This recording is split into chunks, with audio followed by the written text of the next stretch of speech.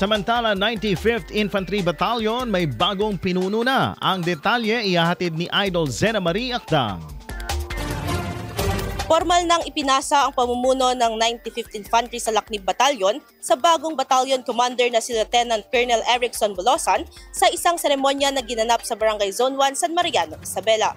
Mula sa dating pinuno na si Lieutenant Colonel Vladimir Garcilla, matagumpay ang naging turnover of command sa ilalim ng pangangasiwa ni Major General Gulliver Sienieres ng 5th Infantry Star Division. Pinuri si Garcilla sa kanyang kontribusyon sa mga operasyon at programang pangkomunidad ng batalyon. Binigyang diin ni Major General Sienieres ang kahalagahan ng matibay na liderato at ang pagpapatuloy ng mga inisyatibang tumutugon sa seguridad at kaunlaran. Hinikayat niya ang mga sundalo na panatilihin ang mataas na antas ng serbisyo. Tiniyak naman ni Lieutenant Colonel Bolosan na ipagpapatuloy niya ang mga nasimulan at paiigtingin pa ang dedikasyon ng unit sa pagtataguyod ng kapayapaan at proteksyon para sa mga mamamayan.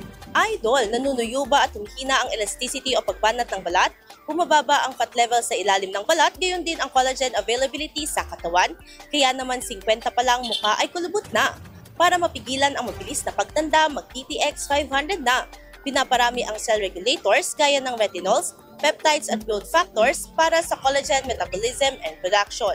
Sa DTX 500, hindi lang balat mo ang magiging makinis kundi ang selula ng iyong buong katawan. Para maging healthy, mag-DTX 500 palagi. Para sa IFM News, ako si Idol Zena Marie Akdang, Idol! IFM News.